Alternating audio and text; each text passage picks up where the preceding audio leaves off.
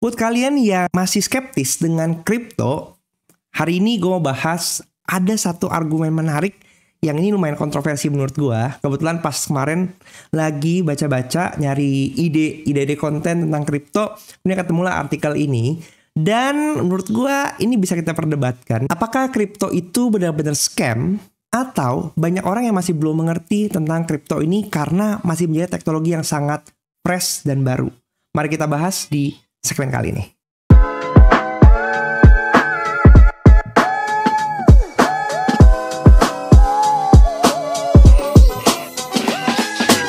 Hai guys, balik lagi sama gue William Sudana di channel YouTube Arah Market. Dan hari ini kita akan bahas mengenai kripto. Karena kripto ini sekarang kan lagi fase bull market dan banyak orang udah ngomongin terus menerus. Bahkan probably banyak juga yang masih baru pertama kali masuk di bull market kali ini. Sehingga banyak orang yang menganggap kripto itu scam. Padahal narasi itu udah sering terjadi ya di tahun-tahun lalu. Terutama pasca COVID pandemi. Kalau gue sendiri baru kenal kripto itu tahun 2020. Dan udah ngeliatin satu fase dari bull market, bear market, kemudian sekarang masuk ke pre-bull market lagi. Gue baru ngeliat, oh ternyata begini loh cara mainnya. Dan gak heran kalau misalnya orang-orang yang baru ini ngerasa kripto itu scam. Bahkan gue baru ngeliat kemarin satu video ya, live di Margin Call Akademi Kripto. Banyak orang yang menyalahkan, ya kata terminologi menyalahkan. Ini adalah hal satu terminologi yang menurut gue tepat untuk menggambarkan orang-orang ini yang baru mungkin pertama kali.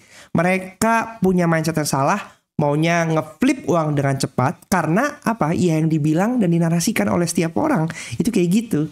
Dan kebetulan gue nemu satu artikel yang menurut gue ini menarik banget ya. Ini komplit nih counter argumen terhadap kripto. Mari kita baca bareng-bareng. Karena dalam bahasa Inggris jadi gue bantu pakai bahasa Indonesia supaya kalian juga bisa paham dan lebih banyak orang yang mengerti. Oke? Jadi langsung aja. Di sini gue nemuin dari stephendial.com ya. Di sini dibilang the simplest email argument against crypto. Jadi ini adalah satu artikel yang dia buat dengan bahasa yang paling simpel, dengan narasi yang paling simpel, dengan terminologi yang sangat mudah. Dibilang di sini sama dia, crypto adalah project yang mau membuat ulang uang gitu ya. Jadi wanted to remake money. Tapi orang-orang di balik di sini yang membuat ini, mereka tuh nggak percaya dengan regulasi yang dibuat oleh bank, ya kan? Mereka nggak suka pajak, mereka nggak suka pemerintahan. Jadi ibaratnya dia mengklaim orang-orang yang membuat kripto atau Bitcoin untuk awal pertama kalinya, mereka tuh orang-orang yang rebel dan nggak suka diregulasi, sehingga mereka mencoba untuk memberontak dan membuat ini sistem mereka sendiri kayak gitu. Jadi kan di sini dibilang uang itu dibuat oleh government ya, central bank ya kan. Kemudian diatur gimana cara pinjemnya, gimana cara distribusinya, gimana cara penggunaannya, kayak gitu. Untuk membuat ekonomi bertumbuh dan juga membuat setiap orang happy. Tapi, crypto project yang pertama yang disebut Bitcoin ini, ya kan, dibuat secara spesial. Seakan-akan ini adalah uang spesial yang nggak diregulasi oleh bank sentral. Gini, terus dibilang di sini based on teknologi dan ekonomik yang desainnya itu nggak bener lah, kayak gitu. Di sini dibilang juga economic of Bitcoin itu juga jelek ya. Dibilang bahwa ketika manusia menggunakan uang untuk membeli barang, tapi Bitcoin itu nggak bisa dipakai. Bahkan Bitcoin aja nggak bisa dikategorikan sebagai stable money. Artinya apa? Bitcoin sangat volatile dan nggak bisa digunain lah. Dengan beda banget konsepnya dengan uang yang saat ini berjalan. Karena relatively kalau kita perhatikan volatilitas dari mata uang atau currency itu kan sangat low ya, beda dengan komoditas. Bitcoin tuh sangat volatile, jadi nggak bisa dipakai buat ekonomi yang ada di dunia sekarang ini gitu. Nggak cuman ini kayak cuman eksperimen yang works, tapi dia berhasil menghasilkan kerusakan yang sangat parah terhadap lingkungan. Karena apa? Memang kita tahu bahwa Bitcoin mining kan semuanya kan Bitcoin itu ditambang ya dengan teknologi. Dan untuk menambang Bitcoin dibutuhkan listrik yang sangat besar. Makanya dibilang bahwa Bitcoin itu tidak environmental friendly. Makanya terjadi akhirnya apa? Ethereum adalah bentuk revolutionize dari Bitcoin yang katanya lebih go green, ya kan? Di sini dibilang juga biasa dilakukan ditambangnya tuh di negara-negara yang elektriknya murah dan juga nggak terregulasi. Maka setelah itu muncul banyak narasi-narasi tentang Bitcoin ini, bilang di sini, di mana bahwa ini bukan lagi uang tapi bentuknya investasi. Kemudian people said Bitcoin itu bisa membuat kita kaya dengan cepat. Dan ini kan bener ya, narasi-narasi yang diutamakan oleh setiap influencer kripto gitu ya, bahwa kita bisa making money cepet. Pamer-pamer layar ya kan, yang isinya apa? Bitcoin lagi running, profitnya berapa, keuntungannya berapa. Dan di sini dibilang unlike other investment, Bitcoin was built on bringing more people. Jadi dianggap di sini ini kayak skema Ponzi, ajak orang untuk invest, ada uangnya diputer, terus saya pada akhirnya uangnya nggak cukup lagi untuk bayar dan akhirnya drop dan hancur kayak gitu. Oke. Di sini akhirnya dibilang ini statement dia, bukan statement gue ya, statement dia. Akhirnya banyak orang membuat crypto project lainnya yang disebut akhirnya altcoins. Di sini they all try to remake money but in different ways. Ya kan? Mereka coba untuk membuat uang tapi dengan cara yang berbeda. Ada yang dibilang menghasilkan bentuk bank yang baru. Kemudian ada yang mau break the laws, nge-breach hukum. Kemudian ada yang juga mau bahwa project yang dibuat itu bisa membuat kehidupan dan ekosistem yang lebih baik lagi, ya kan? Sampai akhirnya banyak project-project yang collapse. Dan menurut gua ini make sense. Karena banyak orang yang memanfaatkan opportunity ini untuk membuat crypto project yang ternyata banyak yang collapse. Nggak semua crypto project itu survive kan? Nggak semua crypto project itu ada. Bahkan ketika kita ngomongin bull market, oke, semua orang muncul banyak koin-koin baru, mau dari koin meme sampai koin yang benar-benar projectnya ada. Tapi ketika bear market, mereka collapse tumbang. Kayak gitu. Dan itu yang terjadi. Banyak orang yang ngerasa akhirnya, kata orang, projectnya bagus. Bisa 10 kali lipat, bisa 100 kali lipat. Tapi ternyata malah jadi abu. Dan itu terjadi. Dan gue pun banyak merasakan hal itu. Di sini dibilang, crypto money was really bad at buying things in real world since they had to pay taxes on it. So then people had to create imaginary things to buy. Karena crypto nggak bisa dipakai dalam dunia nyata, maka akhirnya orang-orang membuat barang yang imaginary, katanya gitu. Itu apa sih? Dibilang NFT. Sebenarnya dia menyinggung tentang NFT di sini. Dibilang bahwa they created collections of make-believe cartoon animals to buy. Many celebrities promoting cartoon animals. Jadi waktu itu kan fase-fase di mana NFT booming, banyak influencers yang mempromosikan NFT dan follower-followernya pada beli, probably dengan harga yang nggak murah juga, berharap itu bisa jadi eksklusif. Tapi pada akhirnya sekarang NFT pada drop juga karena apa? Fase bear market. Another dibilang di sini bentuk yang sangat mengecewakan buat fansnya karena ternyata sempat juga omongan kan ya kalian beli, kalian menjadi exit liquidity-nya para influencer-influencer tersebut. Menurut gue salah nggak? Kalau kita ngomongin tentang exit liquidity, sebenarnya saham pun sama kan. Kalau kita beli saham, apakah kita tidak menjadi exit liquidity dari para shareholder-nya? Bukankah itukah mekanisme capital market? Bukankah itukah mekanisme dari financial market? Bahwa ketika ada yang beli, ada yang jual. Ada yang jual, ada yang beli. Nah, di pasar pun kayak gitu kan. Kalau kita beli bawang goreng, kalau yang jual bawang goreng itu nggak ada yang beli, ya bawangnya nggak dikonvert jadi uang lagi gitu. Dan ya begitulah cara mekanisme market bekerja. Jadi jangan nyalahin bahwa exit liquidity, enggak.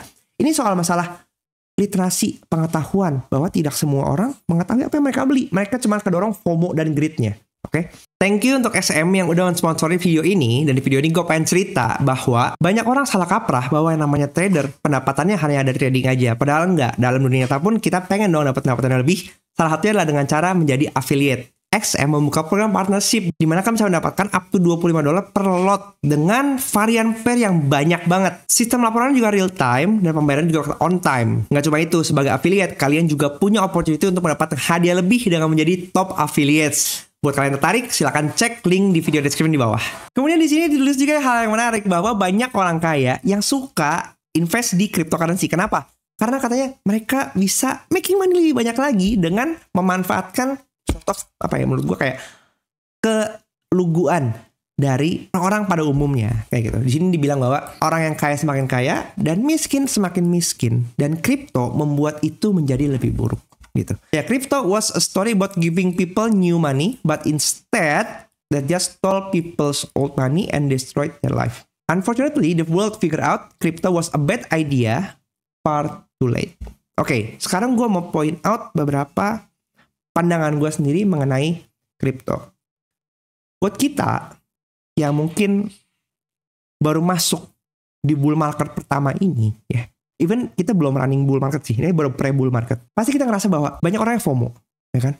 Apalagi setiap bull market, semua orang berlomba-lomba untuk mempromosikan kripto. naik 50.000. Udah gue bilang kemarin gak mau beli. Lihat nih 60.000. Udah gue bilang kenapa kemarin gak mau beli. Ini udah 70.000. Apakah ini akan murah? Kita ke 100.000. Gue pernah di fase dimana gue pegang Bitcoin dari berapa ya, 30.000, 40.000. Kemudian sampai akhirnya setiap YouTuber yang gue tonton di tahun 2021 bilang kita akan ke 100.000. Baru sampai 64.000 Bitcoin dibalikin lagi. Bahkan sampai ke 18.000. Apa jadinya? Nggak jadi abu. Karena sekarang udah balik lagi. Tapi apa yang gue lakukan saat periode itu? Gue berefleksi. Apakah yang gue beli ini adalah sesuatu yang memang scam, emang imajiner, atau memang ada utilitas yang akan dipakai ke depannya? Semakin sekarang kita ngelihat bahwa Bitcoin penetrasinya tuh bukan soal lagi investor retail, bukan lagi soal perorangan, tapi masuk ke dalam ranah institusi besar. Dan gue juga ngelihat bagaimana Michael Saylor, salah satu perusahaan teknologi di USA, MicroStrategy, yang banyak menginvestasikan asetnya itu ke Bitcoin gitu. Dan menurut gue kayak, apakah dia orang gila? Ya mungkin buat orang gila. Tapi kenyataannya sebegitu besar keyakinannya dia bahwa Bitcoin merupakan aset yang akan terus berkembang sama kayak emas gitu ya.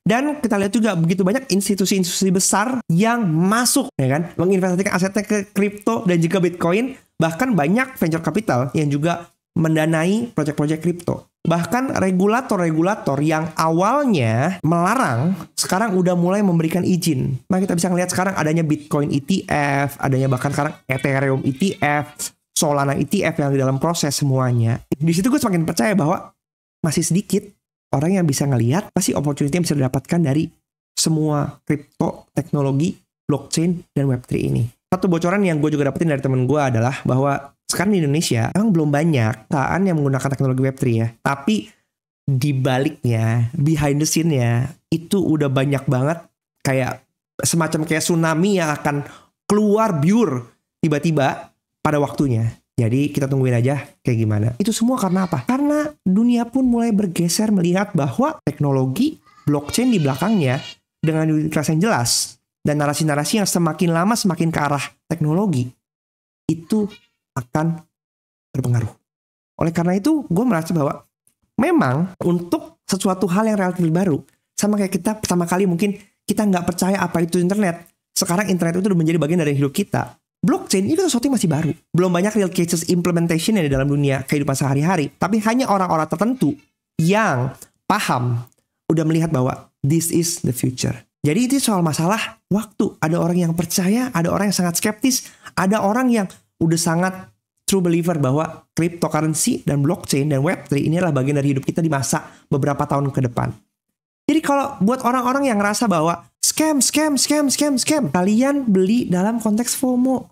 Kalian menggunakan uang panas kalian. Kalian tidak sadar dengan apa yang kalian beli. Kalian tidak sadar dengan apa yang kalian lakukan. Karena kalian mengambil keputusan berdasarkan emosi dan juga ketamakan kalian. Kata orang sih begitu. Kata orang bisa. Tapi apakah kalian benar-benar melakukan dan mencari tahu apa yang kalian beli? Apalagi ini soal juga money management, bahwa sudah dibilang berulang-ulang oleh semua orang juga bahwa kripto adalah high risk asset. Ketika kita ngomongin high risk asset, maka money managementnya yang diprioritaskan. Banyak orang yang nggak peduli, kata orang sih 100.000, maka ini ada uang sekolah anak gue cemplungin dulu ke kripto, ke Bitcoin, siapa tahu bisa jadi 2 kali, bisa jadi 3 kali, bisa jadi 4 kali. Nyata-nyatanya dia nggak tahu, itu turun. Dan ketika turun, dia panik. Dan ini menurut gue adalah soal mindset. Bahwa di dalam financial market, namanya fear and greed itu udah wajib terjadi.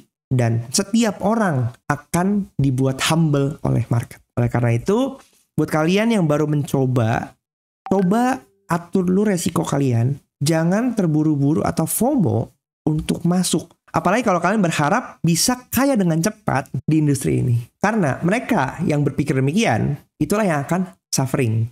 Oke, segitu aja video gue kali ini.